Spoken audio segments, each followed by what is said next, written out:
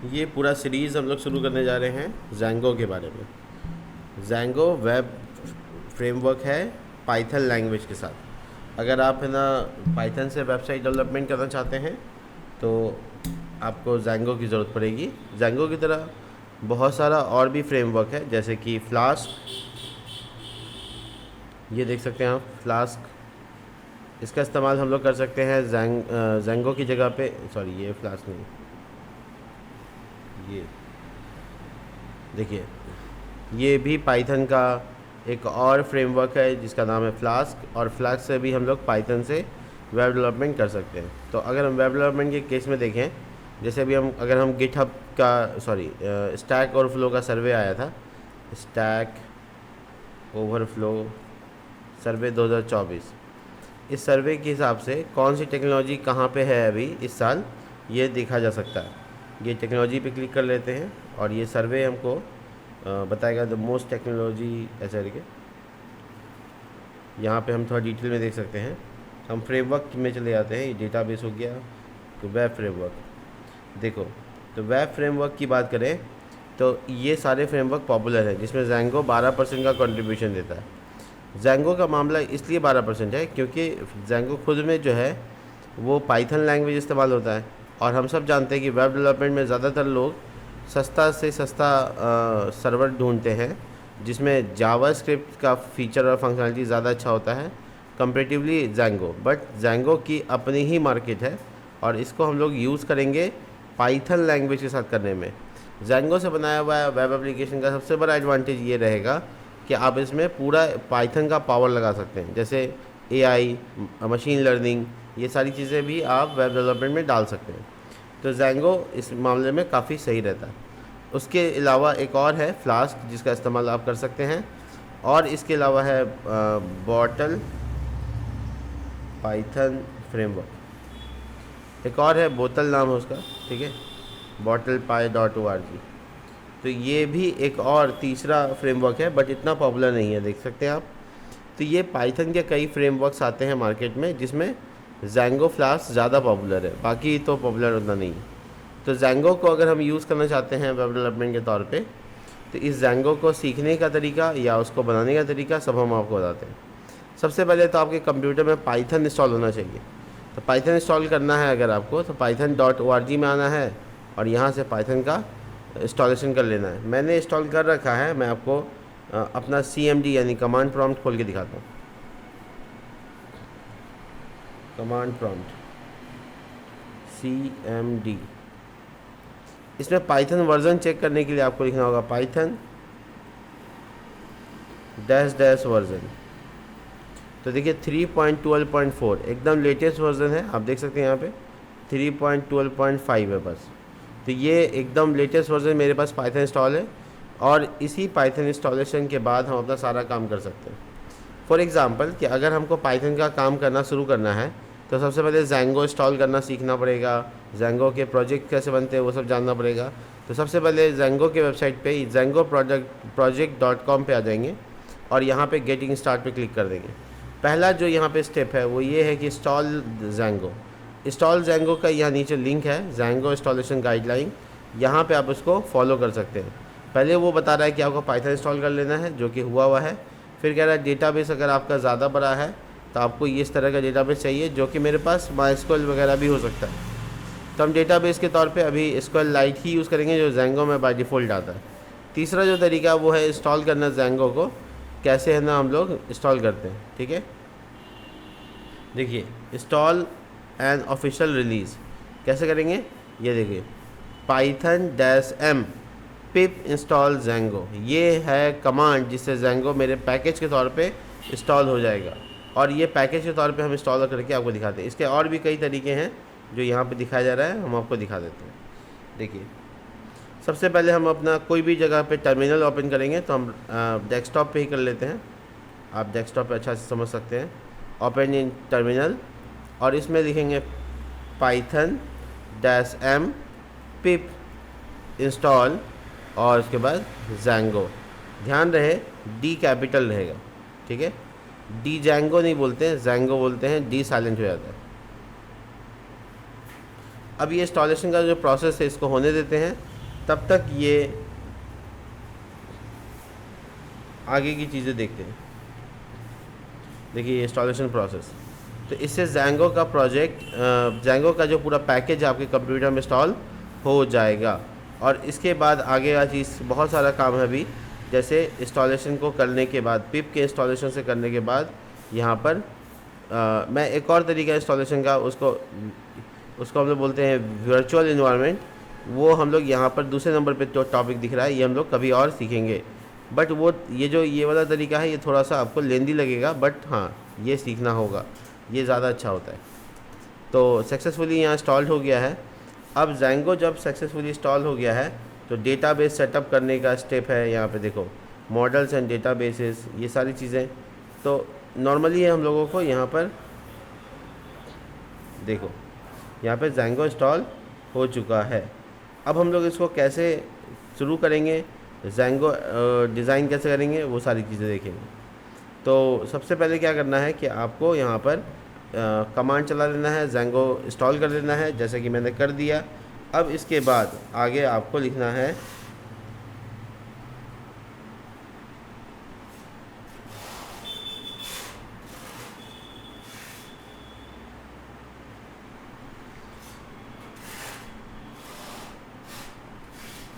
देखिए अब आपको क्या करना है, इसमें प्रोजेक्ट बनाना है, ठीक है।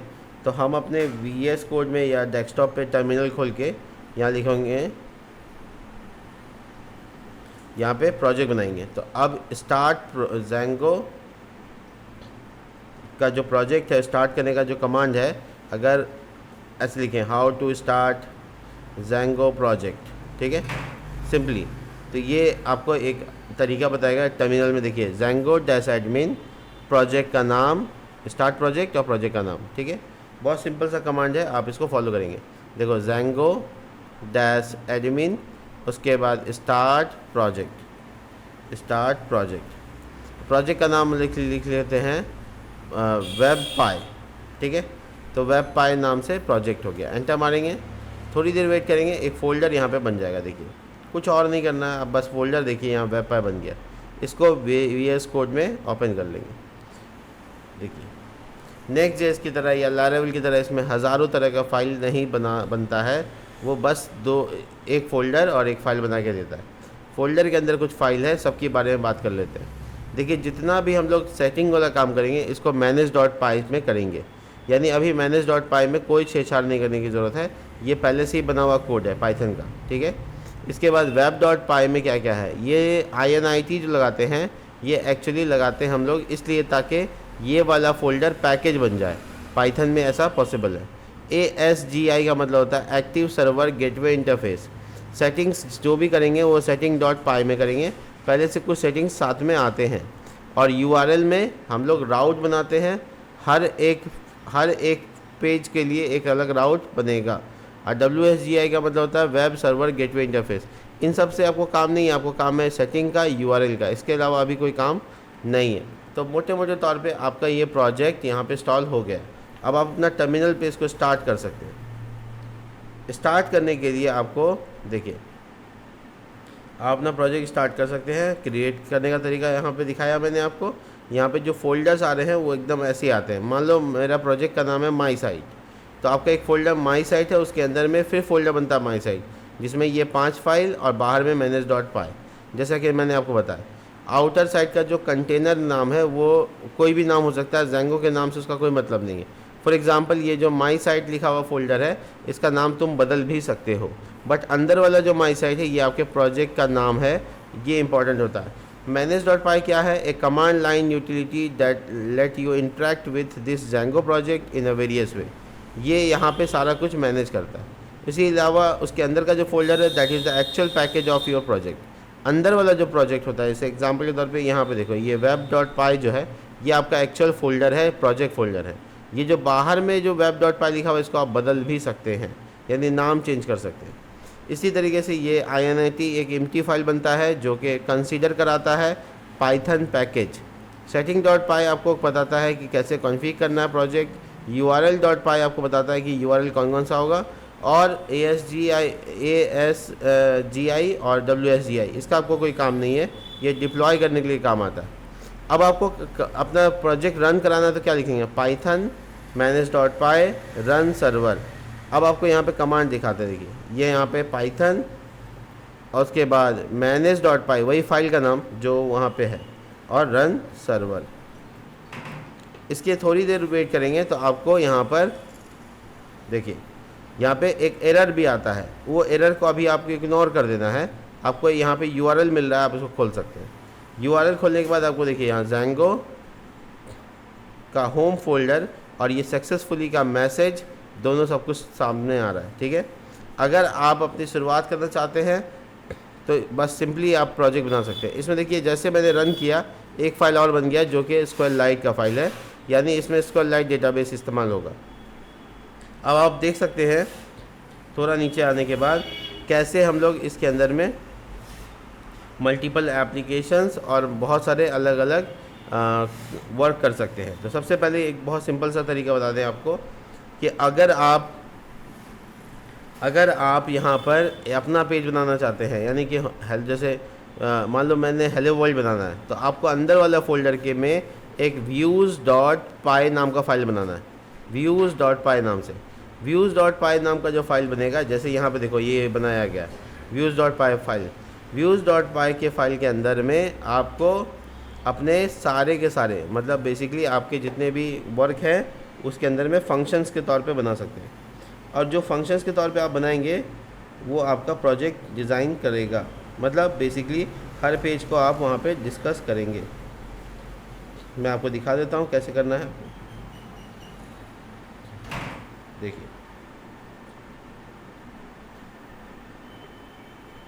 देखिए मैं आपको करके दिखाता हूँ। यहाँ पे आप आ गए, यहाँ पे जैसे आप पाइथन में फंक्शन बनाते हैं डिफ लगाकर, वैसे बनाना है। डिफ मान लीजिए इसका नाम होम है,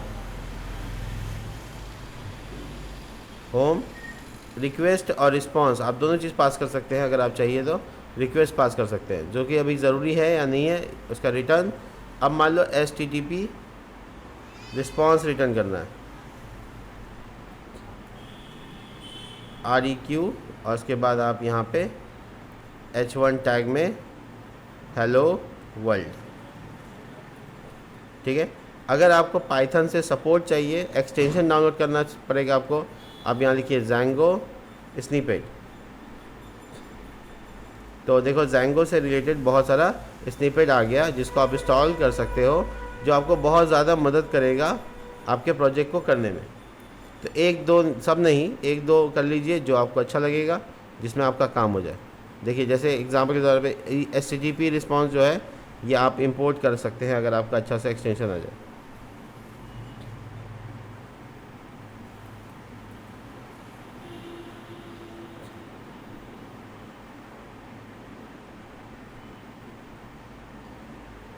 इसमें नीचे इमेज भी देता है जो बताता है कि इसको यूज़ कैसे करना है।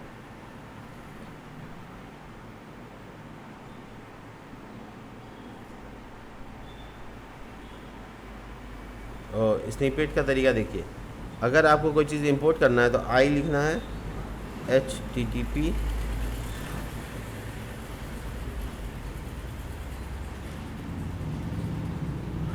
मैं स्निपेट का तैयारी, वो अच्छा इंस्टॉल तो हुआ ही नहीं वाला। देखो ये तरीका बता रहा है कि ये ना, मतलब कोई चीज़ करेंगे तो कैसे करेंगे। स्निपेट्स होने देते हैं इंस्टॉल।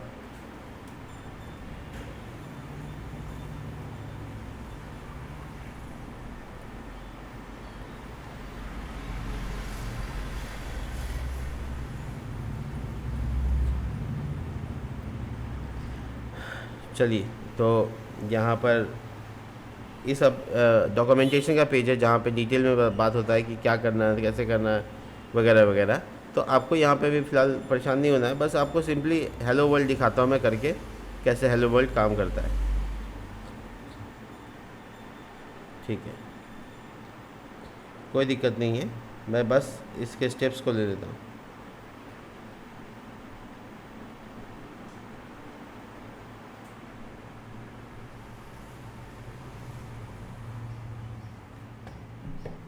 एक मिनट।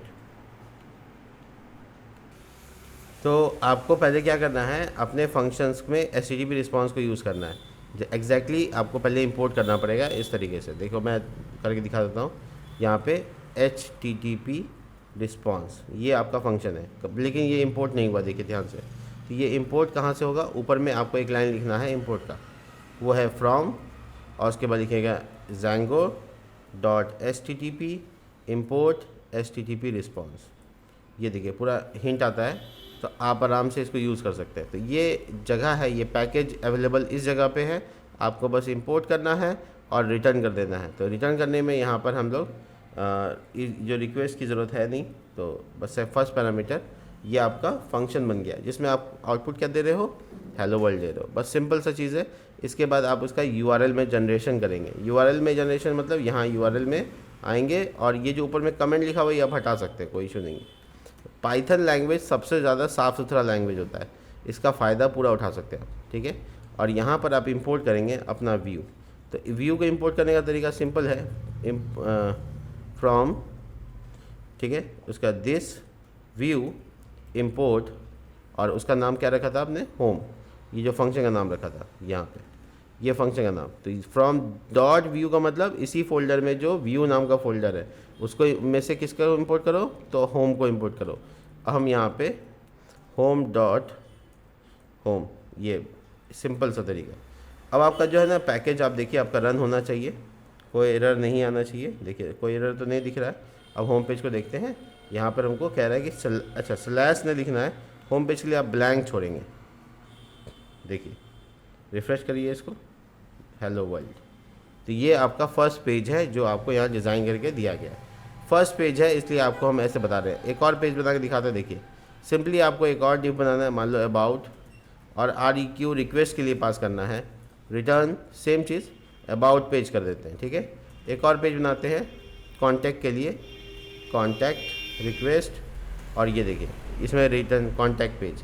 तो सब में H1 टैग का इस्तेमाल किए हैं हम, और ये देखिए 3 फंक्शंस बन गया, यानी 3 पेज बन सकता है। अभी तीनों पेज के लिए अलग अलग यहाँ पे राउट डिस्कस होगा, कॉमा, और उसके बाद फिर से पाथ, और उसके बाद स्लैश अबाउट अबाउट स्लैश लगाएंगे, तो ये स्लैश इसका लास्ट में लगता है। तो हम लोग चाहते हैं ये है कि इसको भी इंपोर्ट कर दो। तो होम भी इंपोर्ट हो रहा है, कॉन्टैक्ट भी इंपोर्ट होगा, और अबाउट, तीनों फंक्शन यहाँ पे इंपोर्ट हो गया है। तो हम लोग कहते हैं यहाँ पर अबाउट को यूज़ करना चाहते हैं। इसी तरीके से एक और पाथ बना लेंगे, कहेंगे कॉन्टैक्ट स्लैश में कॉन्टैक्ट काम करें। तो जितना भी URL बनता जाएगा हम यहाँ से लिखते चले जाएंगे। अब आप तुम देख सकते हो यहाँ पे कि तुम इसमें स्लैश अबाउट लिखोगे तो अबाउट का पेज चलेगा, और स्लैश लास्ट में देखो ये यहाँ पे कॉन्टैक्ट लिख देंगे तो स्लैश कॉन्टैक्ट लिखेंगे तो कॉन्टैक्ट का पेज, और कुछ नहीं लिखेंगे तो होम का पेज। परफेक्ट।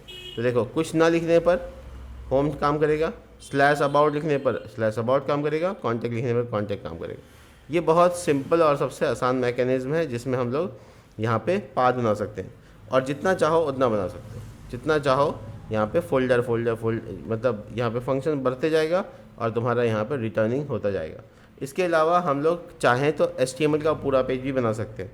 HTML के पूरा पेज को बनाने के लिए हमको फोल्डर बनाना पड़ेगा, टेम्पलेट का फोल्डर। मैं आपको दिखाता हूँ कैसे बनता है ये। देखिए ये Django का ऑफिशियल वेबसाइट है जहाँ पे इन सब चीज़ों के बारे में बातें हो रही हैं, और Django यहाँ पर इस चीज़ को प्रीफर्ड कर रहा है। देखिए ठीक है, तो मैं आपको दिखा दूँ जल्दी से। ये तो मॉडल पार्ट है, डॉक्यूमेंटेशन, और यहाँ पे हम लोग अभी सीखने वाले हैं व्यूज़ एंड टेम्पलेट्स। तो अगर हम कोई फ़ोल्डर पूरा देखो कोई फ़ोल्डर पूरा का पूरा इस तरह से नहीं लिखकर तो पूरा फ़ोल्डर डालना चाहते हैं, मतलब पूरा HTML पेज बनाना चाहते हैं, तो हमको यहाँ कॉन्फ़िगर करना पड़ेगा। देखो कैसे। सबसे पहले हम बाहर के फ़ोल्डर में कोई फ़ोल्डर बना लेंगे जिसका नाम मान लो टेम्पलेट्स रख लिया। तो ये फ़ोल्डर बाहर रख दिया, और इसके अंदर में आराम से index.html जैसे HTML पेज बनाते हैं, और बेसिक HTML कोड भी डाल देते हैं ताकि ये आपको लगे कि हाँ ध्यान रहे ये एक्सक्लेमेशन मार्क काम नहीं कर रहा है। तो यहाँ नीचे देखो एग्जाम लिखा हुआ है Django टेम्पलेट, इसको तुम HTML में कन्वर्ट कर देना ताकि ये HTML वाला कोड काम करे। देखो कर रहा है अब, और ये लिखा है Django होम पेज, और यहाँ पे H1 में H2 में लिखते हैं welcome in Django web framework. ठीक है, ये पेज आना चाहिए। और ये पेज हम कैसे दिखाएंगे वो दिखाते हैं। देखो कोई ज़्यादा नहीं करना है, आप जहाँ पे रिटर्न कर रहे थे इस तरह से, इसको नहीं करके अब आपको रेंडर करना है। रेंडर करने का तरीका रिटर्न रेंडर, ठीक है, इस तरह से रेंडर, और इसमें रिक्वेस्ट पास करना और पेज का नाम लिखना। पेज का नाम क्या है, index.html, ये पेज का नाम। तो रेंडर काम नहीं कर रहा क्योंकि इसको इंपोर्ट करना पड़ता है, तो लिखना होगा from Django dot shortcut import render. ये देखो ऊपर वाला HTTP वाला इस दोनों में काम करेगा और रेंडर यहाँ काम करेगा। तो आपका रेंडर यहाँ पे इंपोर्ट हो गया है और रेंडर काम करेगा। बट क्या हुआ कि फोल्डर जो हम लोग बनाए ना बाहर, इसको सेटिंग में बताना पड़ता है कि आखिर इसका फोल्डर कैसे काम करता है। सेटिंग में थोड़ा सा नीचे आओगे, ये इंस्टॉलेशन ऐप मिलेगा, मिडिलवेयर मिलेगा, इस तरह से यहाँ पे टेम्पलेट्स मिलेगा। टेम्पलेट्स में dir मतलब डायरेक्टरी होता है। यहाँ पे तुमको लिखना है बेस dir/ और तुम्हारा टेम्पलेट फोल्डर का नाम जो है, ठीक है, जो फोल्डर का नाम है वो लिख दो। इसके बाद तुम अपना होम पेज को चेक करो कैसा दिख रहा है। तो प्रोजेक्ट इधर है और ये होम पेज नहीं हुआ। देखिए यहाँ पे हमको इंडेक्स कह रहा है .html इज़ नॉट फाउंड। तो टेम्पलेट बेस dir लिखने से नहीं होगा। अच्छा बेस dir हटा दो, खाली फोल्डर का नाम लिखो। ओ देखो हो गया। बेस dir मत लगाओ, सिर्फ फोल्डर का नाम बता दो कौन सा फोल्डर का नाम है। तो टेम्पलेट्स फोल्डर का नाम अगर कोमल होता है यहाँ पे, तो हम यहाँ पे कोमल लिख देते हैं, ठीक है। तो जो भी फोल्डर का नाम है वो बता दो, उससे पकड़ लेगा वो। और देखिए जो पेज था वो बन के आ गया। यानी मतलब ये है कि अब हम इसमें टेलविंड बूटस्ट्रैप जो चाहें कर सकते हैं। इसी तरीके से अगर अबाउट का पेज चाहिए तो आपको सिंपली यहाँ पर about.html लिखना है। और ये about.html का पेज आपका यहाँ ध्यान दीजिएगा, Django टेम्पलेट ना रहे, HTML रहे, तब आप आराम से कर सकते हैं। तो ये आपका अबाउट पेज, अबाउट अस। और देखो यहाँ पे पैराग्राफ है अबाउट अस में, यहाँ पे H2 में लिखा अबाउट अस पेज, ठीक है। ये पेज को अबाउट ही हो गया। यहाँ पे इसको नाम में रीनेम करके इसको ई हटा देते हैं, सॉरी ये तो और गड़बड़ हो गया। about.html देखो ये फोल्डर के अंदर बन गया है, तो बाहर कर दो और ये वाला फोल्डर यूज मार दो। गलती से ये सब हुआ था। about.html। अब आपने view.py में यहाँ आओ और अबाउट में यहाँ इसको हटाकर पेज लगा सकते हो। कैसे लगा सकते हो, रेंडर रिक्वेस्ट पहला पैरामीटर, दूसरा पैरामीटर फाइल का नाम, दैट्स इट। और ये हो गया आपका दूसरा पेज। और ये आप देख सकते हो दूसरा पेज को /about लगा के, क्योंकि आपका URL पहले से ही लिखा हुआ है, देखो, ठीक है। इसी तरीके से अगर कॉन्टैक्ट का पेज बना रहे हो तो सिंपली आप contact.html, और इसमें अपना ध्यान रहे ये Django को HTML में पहले इनिशियल टाइम में कन्वर्ट करना होगा। ये कॉन्टैक्ट का पेज है तो कॉन्टैक्ट अस, ठीक है। और ये H2 में कॉन्टैक्ट पेज, और ये पैराग्राफ P का टैग लॉगिन, ठीक है। अब ये कॉन्टैक्ट का पेज को भी व्यू में जाके क्या करेंगे, इसको बदल देंगे। ये HTTP रिस्पॉन्स हटाकर रेंडर, ये पूरा पेज के लिए REQ और कॉन्टैक्ट डॉट। अब देखिएगा ऊपर में HTTP रिस्पॉन्स का कोई काम नहीं है, तो आप इसको हटा दी, ठीक है। जिसका ज़रूरत है बस उसी को इंपोर्ट करना है, जैसे हम लोग Next.js में करते हैं, जिसका ज़रूरत होता है उसी को इंपोर्ट करते हैं। हम लोग अपने तरीके से यहाँ पे 3 फोल्डर्स 3 फाइल बना लिए, कॉन्फ़िगर कर लिए, और बहुत परफेक्ट वर्क भी कर रहा है, बहुत बढ़िया। तो इस तरीके से हम लोग जल्दी से अपना काम कंप्लीट कर सकते हैं और अच्छे से अच्छा डिज़ाइन ला सकते हैं। ये होम पेज हो गया, ये देखो कॉन्टैक्ट पेज को भी दिखा देंगे, कॉन्टैक्ट पेज। यानी हम मल्टीपल पेजेस बना सकते हैं और इसमें टेलविंड वगैरह भी इंटीग्रेट कर सकते हैं। जैसे देखो टेलविंड इंटीग्रेशन का बहुत तरीका है, मैं आपको टेलविंड के वेबसाइट से दिखा देता हूँ। टेलविंड CSS, इसके वेबसाइट पे जाओगे तो ये अपने डिटेल में बता देगा कि इसको Django में कैसे यूज़ करना है। देखो फ्रेमवर्क गाइडलाइंस, और फ्रेमवर्क में यहाँ Django ढूंढो कहाँ है।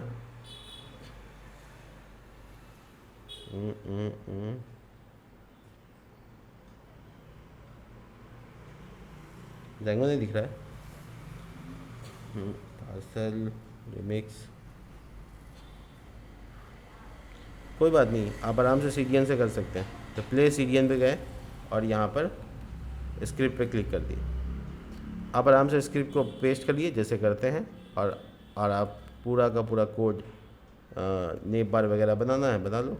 देखो नेबर बनाने के लिए तरीका क्या होगा, फ्लिक्स डैश 1,